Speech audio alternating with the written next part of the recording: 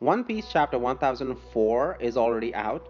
If you haven't had a chance to read the scanlations, I would suggest you go read them first and then proceed with the video. Now, this chapter is very entertaining, very interesting. We had a lot of progress and we had a lot of story information.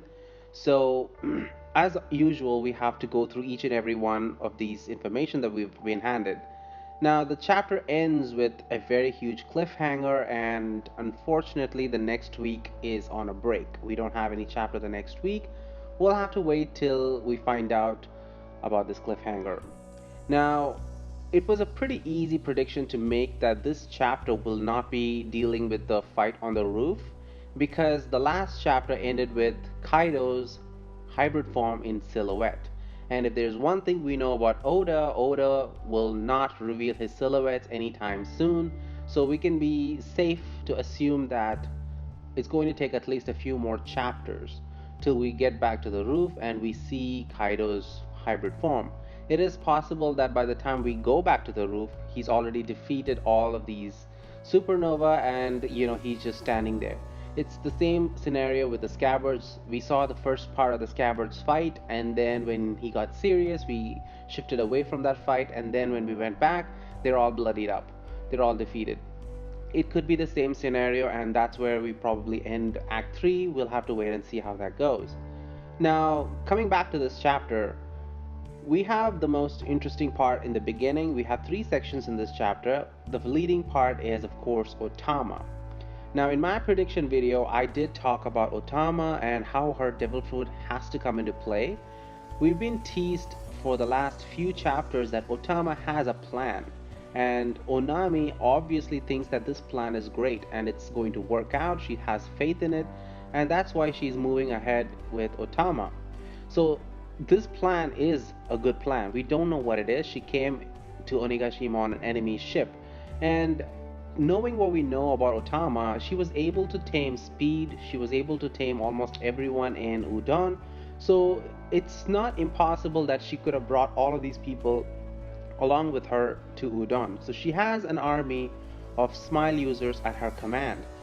But I did not expect her to use these guys, these smile users, to force other users to eat Kibidango. That was a surprise because I expected her to keep producing Kibidango and Usopp will be the one to snipe it into everyone's mouth as they run all around Onigashima. That's what I was thinking, and that did happen.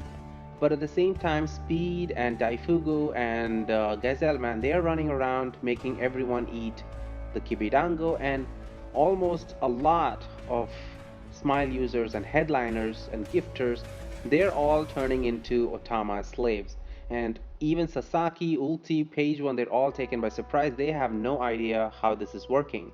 Now, this is pretty interesting for me in a lot of different ways because, number one, if you think about it, Kaido spent all his years, all his time, all his efforts, all his money investing in these smile fruits and all the research that went into it. And it took him so much money and effort to build this army of smile users. And this little 8-year-old girl just walks in there and then turns all of his army against him. She turns it into her army by using Kibidango. It's an extremely powerful devil fruit, but that only works on the beast pirates.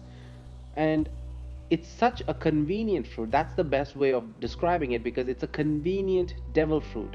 And her being there with that convenient devil fruit is not a coincidence. That's what I'm trying to explain. Because if you think about it, it is way too much of a convenience to be there at this point because this devil fruit only works on her or the beast pirates. And for her to have it is really, really weird. And this is where the theory that Otama and Orochi are related comes into play. If you think about it, Orochi is a very paranoid dude. I already made a video about Orochi and Otama's connection, how Otama could have been Orochi's secret weapon. Orochi, we know that he's paranoid. Even when all of them, no one believed that the scabbards will come back in 20 years to take revenge. Even Kaido didn't believe that. He still kept on it and he still made preparations to, solve that problem when it comes 20 years later. And you can imagine that this kind of a paranoid dude will of course, take precautions against Kaido. He knows that Kaido is a monster, he knows that Kaido is a pirate, he cannot trust Kaido. Kaido will betray him any minute. So he is going to take precautions or take measures against Kaido's moves. If Kaido turns betrays him, he needs to have a backup plan. And I believe that this particular devil fruit that Otama is using was his backup plan. He particularly acquired this devil fruit so that he can use it to turn Kaido's men into his slaves, so that he can use it against Kaido if Kaido ever chose to betray him.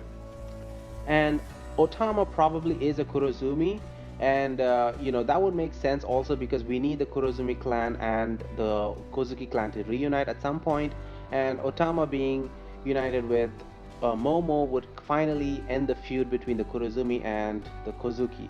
But there's still no solid proof that Otama could be a Kurozumi.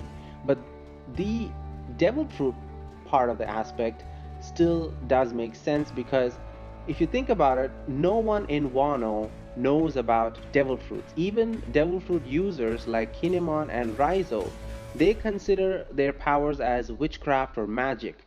When they saw Nami or Orobi use their devil fruit, they thought that it was witchcraft, they thought it was magic. They don't understand the concept of devil fruit because they've been isolated from the rest of the world for so long. And the only family, the only people in Wano who are familiar with the devil fruit and who are familiar with the outside world are the Kurozumi. Higurashi Kurozumi, the old hag, she had Bon Clay's devil fruit, and she's the one who gave Orochi his Orochi devil fruit. And she knew about Kaido, she knew about the things outside Wano. Even though Wano was a closed off country, she was very well informed.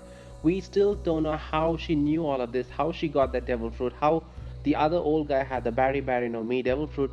We don't know these connections. And if they knew all of these devil fruits, I do not have a single doubt in my mind that they were the ones who collected Otama's devil fruit. They were the ones who, thought of Kaido. They wanted Kaido to come in and help take over Wano, right? So they knew that Kaido is a beast pirate and he's collecting beasts, so they would have collected this particular devil fruit in case Kaido chose to betray them. So if you think about it like that, that is the only way it makes sense that a particularly convenient devil fruit like Otama's is present in Wano at the right time. I cannot think of any other solution other than this, because this is what makes sense to me. Now, moving away from that, we see Sasaki take on Frankie, and Frankie finally does put Sasaki down. I don't think Sasaki is done for the count because he is an ancient zone. He's going to recover pretty fast. But for the time being, Frankie has won. Now we move on to Ulti. Ulti comes in for the charge. Nami takes her down with Thunderbolt Tempo, Thunderbolt Lance. And of course, that's not enough to take down Ulti. Ulti is back already. And we see that that whole engagement is going on. They're confused. The Beast Pirates are confused about how these Smile users are turning against them. And at some point, they will figure out that this is Otama's ability. So you can see that Otama is going to be endangered pretty soon. But obviously, I don't think Oda is ever going to hurt a little girl. Maybe at the most, they will do the same thing as it happened with Sugar. They're going to make her faint or something like that. But I don't think she's ever going to be in danger or ever going to get hurt. Now, moving away from that, we have the situation with Sanji. Sanji, of course, looking really bad. He is pretty much crucified on the web cross thing, and Black Maria is making fun of him. Now, the interesting thing here is that Black Maria has been ordered to go find Nico Robin.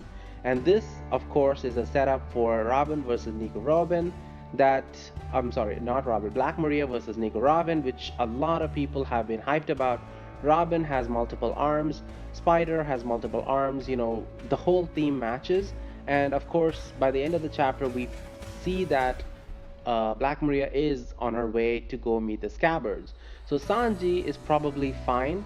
He's probably not going to have any more problems with Black Maria, and he's going to, be left alone, and he's going to find his way out of there probably. But at the same time, this is a big L for Sanji because he didn't handle the situation himself.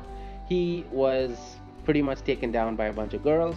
He did handle the men, but in the end of the day, it's not a victory till you actually, do your job in this war. Anyway, that is Sanji for you, but he will, regain his honor in some other way. We'll have to wait and see when he does that. Now, in the end of the chapter, we see the scabbards. The scabbards are all lined up. They're hurt. Someone is nursing to them, and that's what Boahwang reports to King and everyone else. And the interesting thing here is that the last panel shows someone is crying and someone is tending to Kinemon's wounds, and it's a big mystery. Who is this person? And from the silhouette, we can see that it's a girl, it's a female character, and there are only a couple of possibilities that it could be. Now, there is a possibility that it's a brand new character that we've never met, but at this point, I really don't think that's the case. We've already had one of those. We had Yamato, we've been through that, we're done with that. I don't think it's a brand new character. We can cross that off the list. It's possible that it's Hiyori, which is the most likely scenario that it's Hiyori. She snuck in, she's trying to help them, whatever the scenario is. I do think that she has connections with Black Maria because both of them used to work in the red light district. She was also part of the pleasure district. Black Maria is also part of the pleasure district. So I do think that Hiyori and Black Maria have some kind of connections going on. It is possible that they will meet up when they're, tending to each other. All that kind of stuff. We'll have to wait and see where that goes. But I do think that Hiyori is the best possible, you know, connection there. It's the best possible person to be there. And she's the one who is attached to the scabbards. She's the one who will cry if the scabbards are hurt. And based on the hair design, the kimono, it does look like it's Hiyori. Now, there is another possible scenario where it is Otoki, or, Oden's wife. Otoki has the time devil fruit and she's able to go through time forward. But we never got to see Otoki die, but it's implied in the Oden flashback that she died because the the castle was burning. She came out of the castle on a horse. She went to the capital, and in front of the people, she made the prophecy, and she was shot, and she apparently fell down and died. That's how it's made to look, but we're not shown the panel where she's actually shot or she's killed. But it is going to be extremely bad, in my opinion, because if Otoki is brought back like this, I don't think it's a very good solution. We don't want, at least I don't want, another dead person to come back as a fake out. We've had so many of this happen before. We think someone is dead. Oh no, they're not dead. They come back. It's such a convenient plot writing, and Oda, you don't have to do this. We don't want Otoki anymore. We have Otoki die. She died an honorable death, and to bring her back right now in the middle of Onigashima when all of this is going on doesn't make any sense.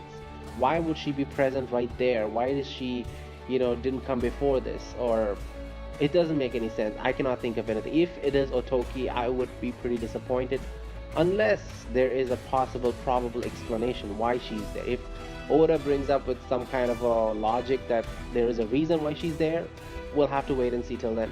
I pray to God that it's not Otoki, because time travel in general is a very, very hard concept to balance in a story, especially in a story like One Piece where we have so many time connections, so many different generations.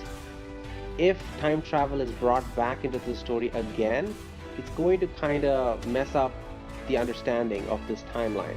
We don't want anyone going back in time or coming back in time anymore. The time travel thing was done beautifully.